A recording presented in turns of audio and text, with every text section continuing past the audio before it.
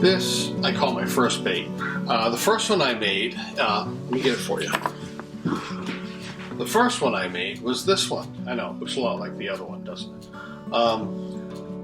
it? It came out pretty good, except when I went to put the epoxy on it, I mixed it wrong.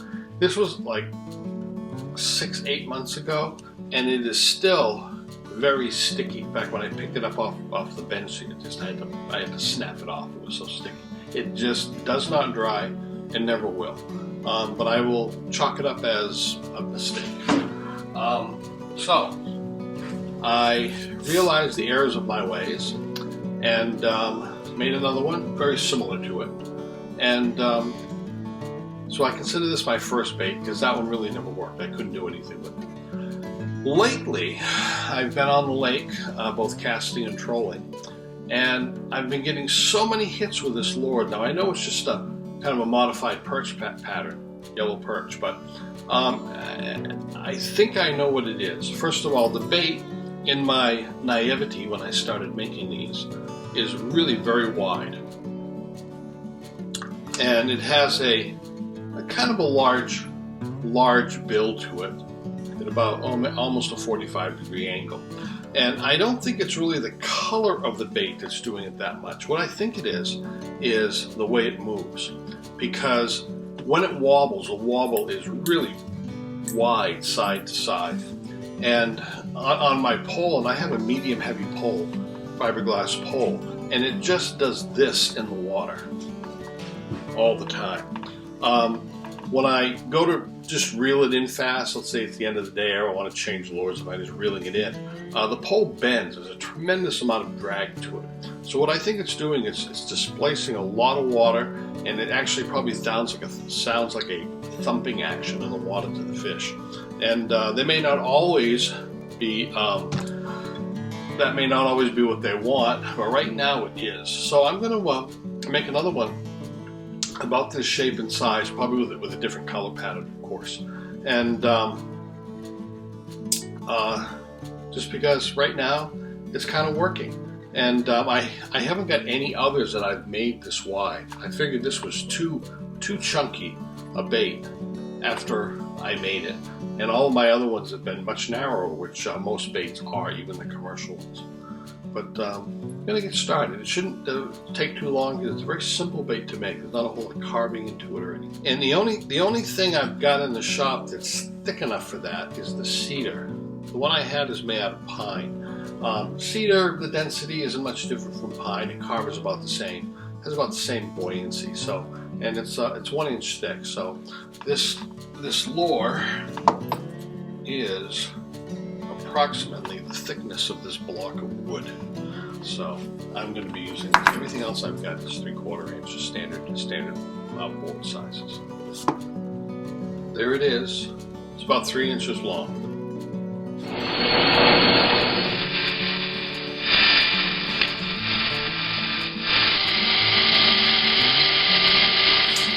I've got it cut out, sanded, and I've got the slot cut.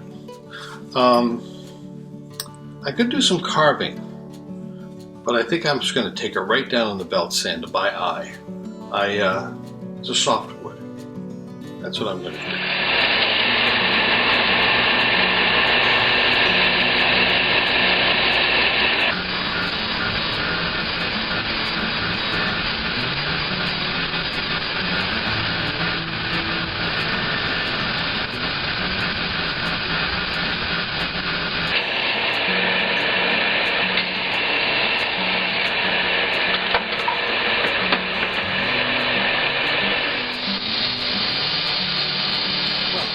It's down to about 95% of what it's going to be.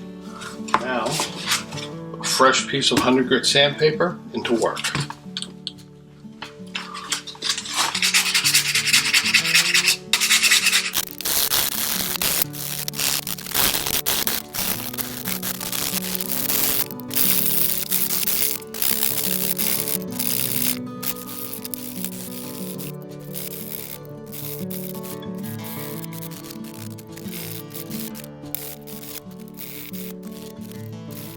What I've done is left the entire forming process on here.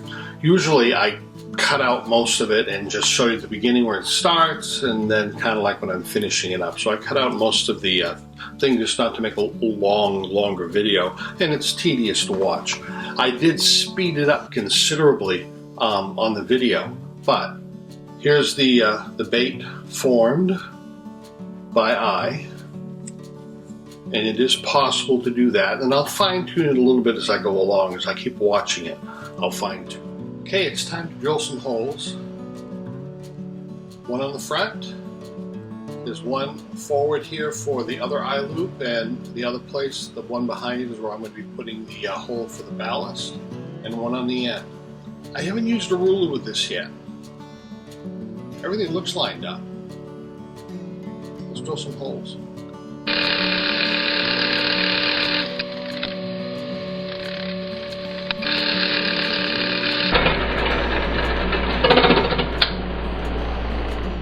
I'm going to make some eye loops now, and I have been using what was in this original lure was number 18, just a minute, number 20 wire, which is a little bit smaller. I'm going to be using this number 18. I have a little bit more confidence in its holding power in the wood, because when it makes a twist, it makes kind of a heavier twist, and it should be fun.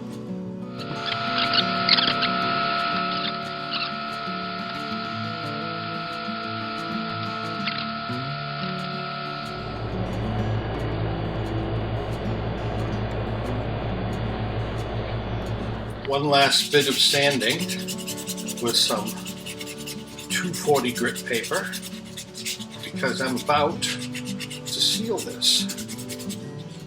Oh, I've got to drill the eyes too. Okay, that's one thing.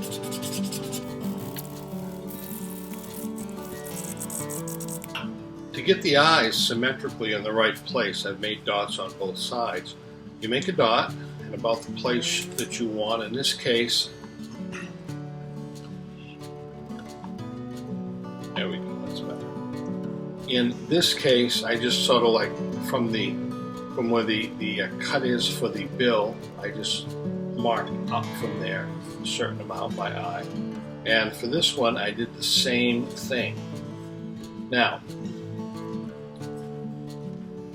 you take and look at it head on, and you can see that both eye dots aren't like this. They're both in the right place. Then you look at it from the top, and you see that they're not one further back than the other. And if you do that, you get a pretty good chance of getting it about right.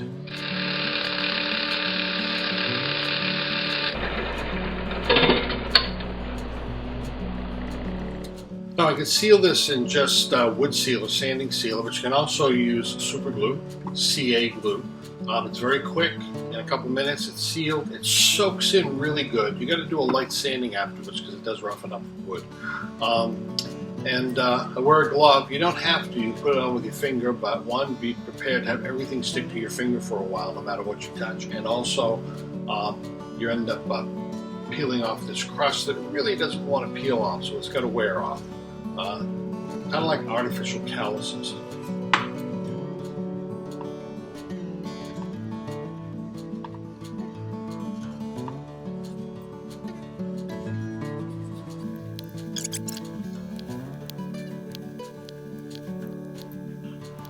Going to mark the width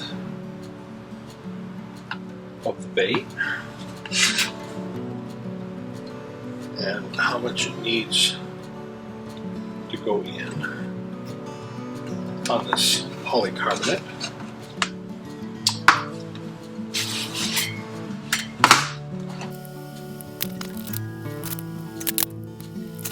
And we'll go cut it out.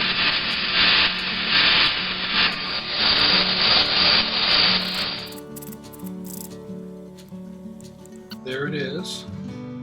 I rounded the corners off quite a bit compared to the other one. Notice this little spot right here? That was my finger that had some residual dried super glue on it. I grabbed it and it kind of etched into the plastic. Well, I'm all set to do some gluing with epoxy. I have some 2-part epoxy. It's 5-minute stuff.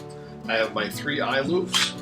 I've got my plastic bill that I'm going to want to rough the edge up a little bit to give it a little more ability to grab and hold with the epoxy, even though I don't think it would be a problem.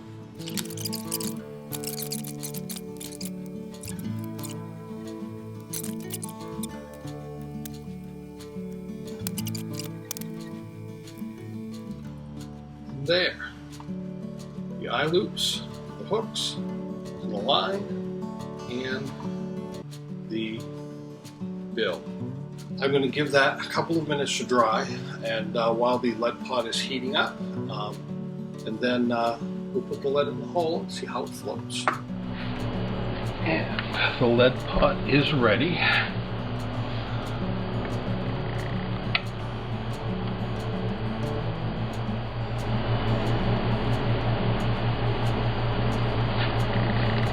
The epoxy should be hardened enough now, and it's sealed.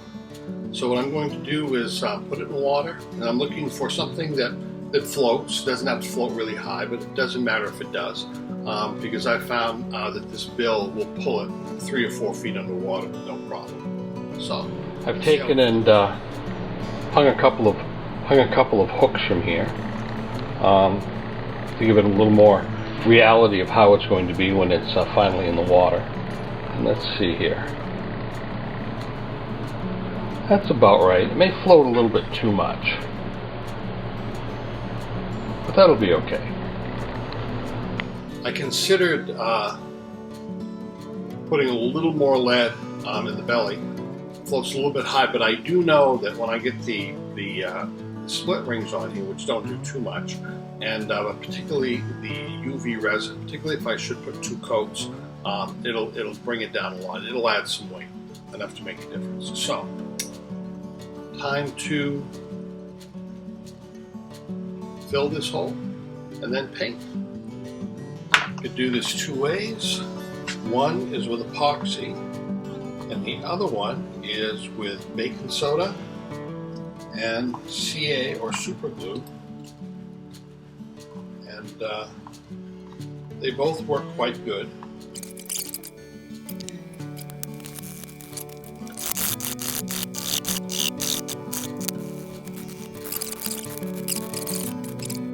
Well, it's time to paint this. The paint scheme I'm looking at is something I've done differently. I've done perches and bluegills and you know, the common fish, crappie, that sort of thing. I just want to do something different. I don't know if fish will like it or not. I just want to do something a little artistic and something that I've never done before. It's going to be sort of a kind of a craw pattern, but more insect looking, I think. I hope. We'll find out. And going to start off with white, and then we're going to go from there. There's going to be some oranges and silvers and bright greens in here. So we'll see how that goes. By the way, highly recommend these hemostats, which are, you know, locking surgical scissors. So not scissors, actually, they're clamps.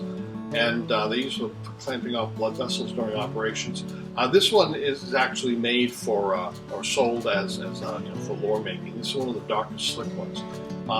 It's really works good. I have a set of these from Amazon that actually work pretty good. They come like a dozen in a package, or 10 in a package for $12. This one alone costs about $14, but it's well worth it. And I also have the little things with the alligator clips, which I do use sometimes. But just general holding to paint, there's nothing like this. And it really locks tightly too. And let me get this down. I do have a stand for it, nothing more than a piece of plywood with 2 small pieces of wood glued to the side, and make it so this stands here. And of course, we'll start off with some opaque, like, oh, I forgot to put some tape on the bill.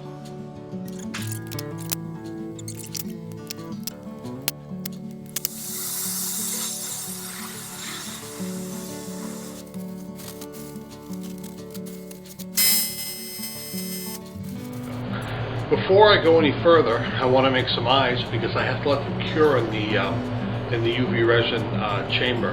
And there are lots of ways to do it.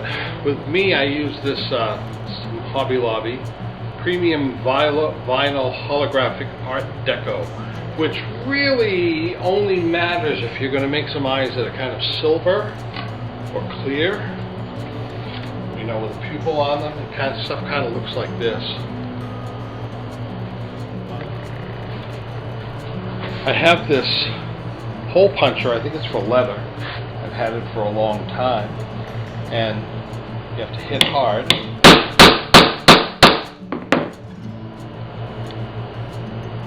And it punches out a hole, but what you're interested in is the piece that's left inside.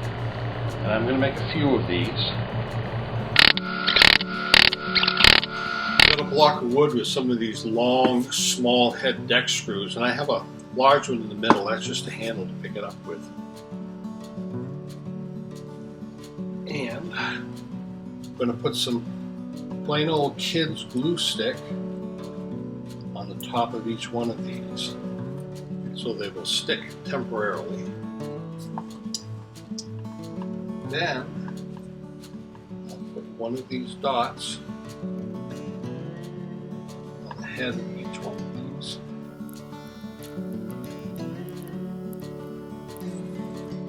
Like that. There's 6 of them. It's kind of good to get them lined up. When you put the resin on, it should hit the metal and harden there. It can stick to it and make the eye hard to get off later on.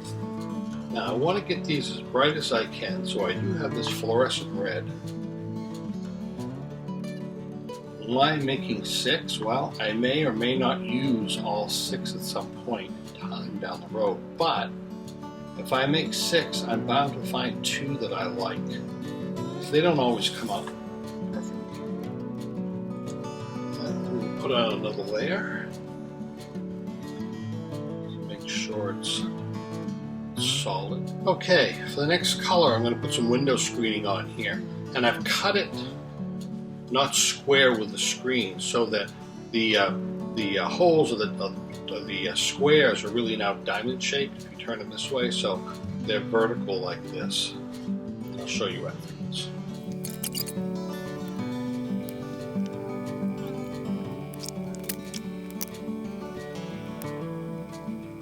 Okay, the plan is to bring some of this fluorescent orange. I'll put some of it along the back, but mostly it's down the sides, but not all the way, about 3/4 of the way down.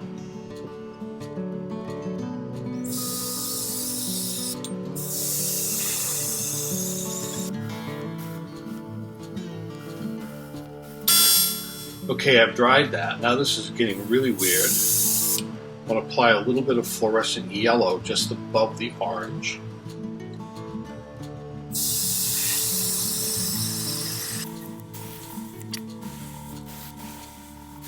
Now, I'm living dangerously here because when you put layers of paint over without removing the screening, the gilt pattern, it can tend to stick to it. When it lifts off, you have some blotches. So we may end up getting those. We'll see. Okay, this is a last layer of pearl green over the top.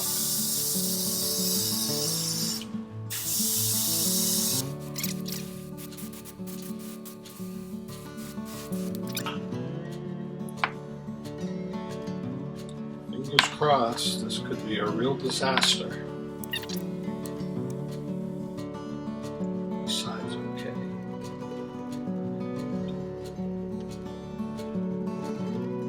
That's fine.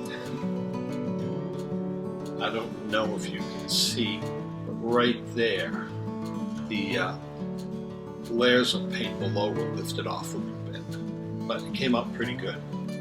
Now, I want to take and put a little more green across the top here.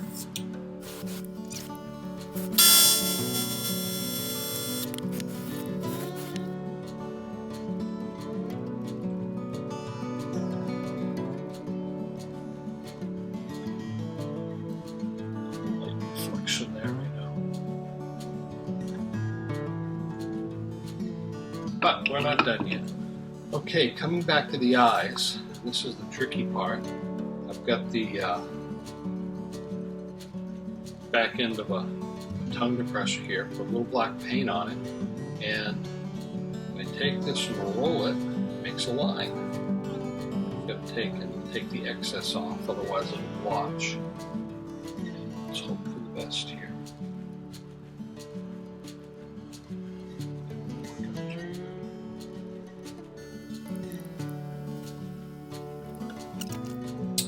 Okay, I'm going to be making a series of patterns out of newsprint.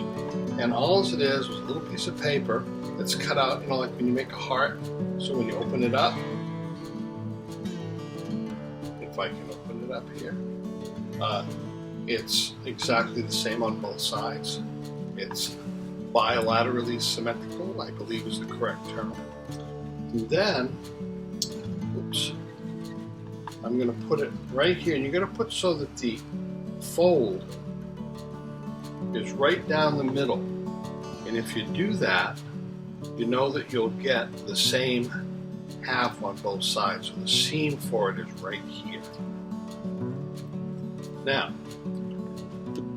we're going to do a little bit of black, and we're just going to make some sort of like shell markers. Shut down.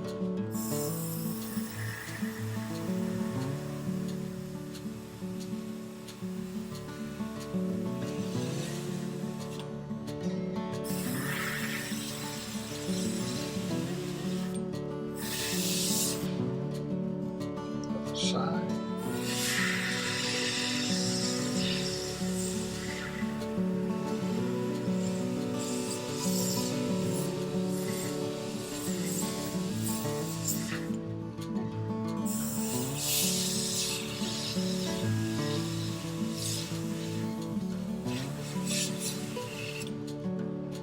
And take it off and hope for the best.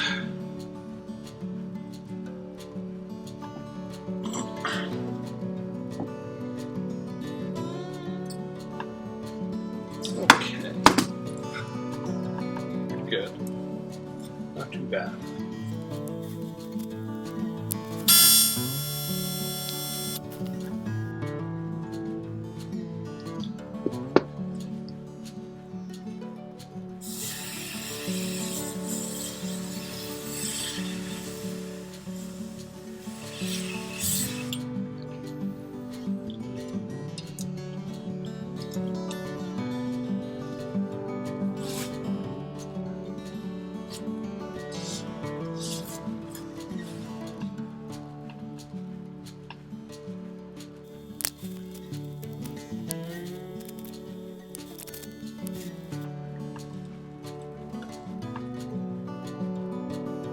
Side looks a little bit better the way it's connected compared to this side, but I really can't go back and mess with it now.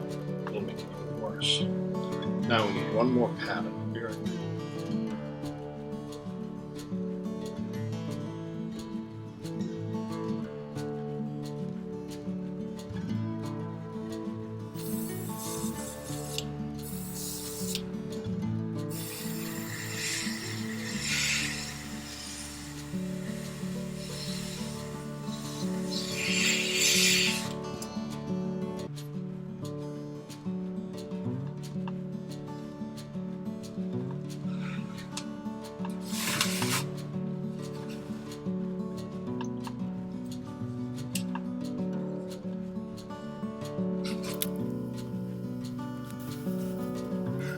Need to go across the back just a little bit.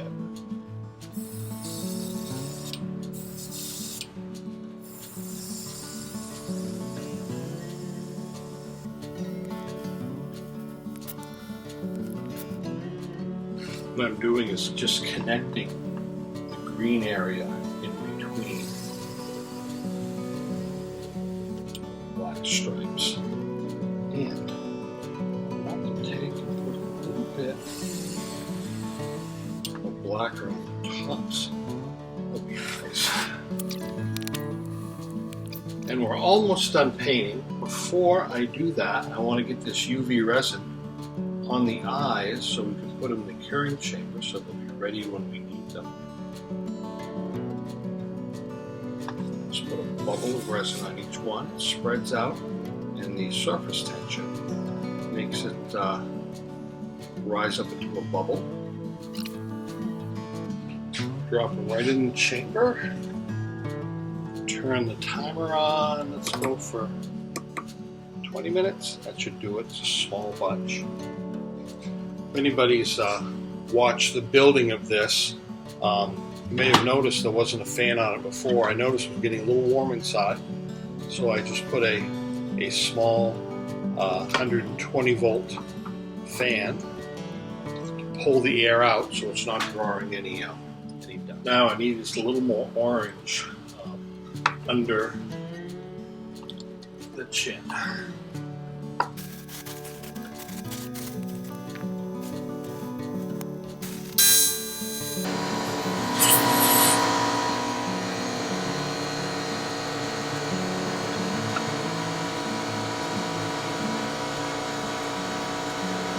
The eyes are done. I've decided these two will be the ones that I'll use.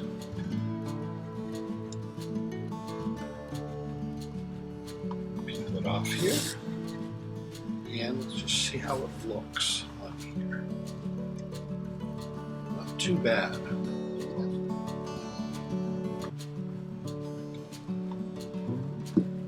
Don't want to put too much, because if you do, it starts floating.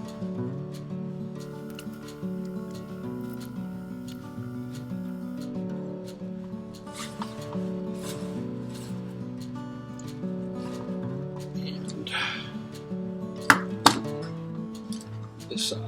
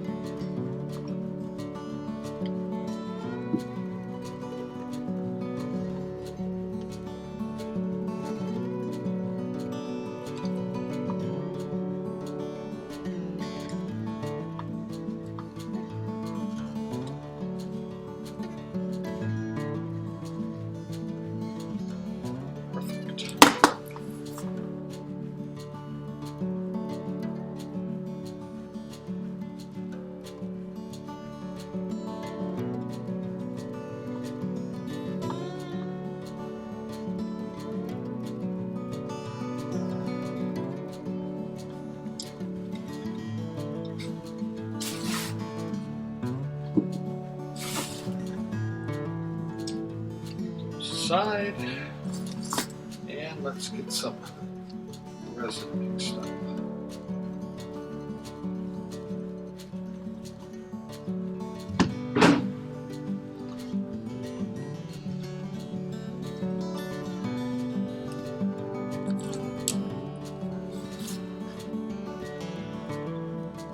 I have a new bottle, so it's pretty thin, pretty nice. And I have this horrible habit of putting either a little bit of silver or gold glitter in my base.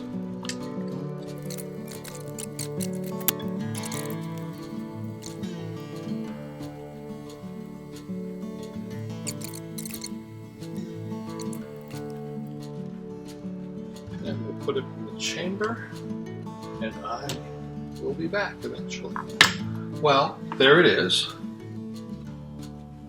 It came out pretty good.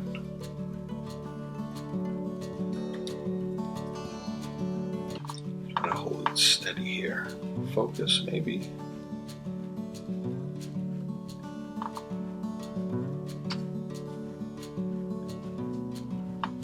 Well, let's take it down to the water, see how it works. I brought it down to the water, but the way the light was and the reflection and the moving water, it's not really easy to see, but it's got a really nice movement, just like that other lure that I kind of copied the shape from.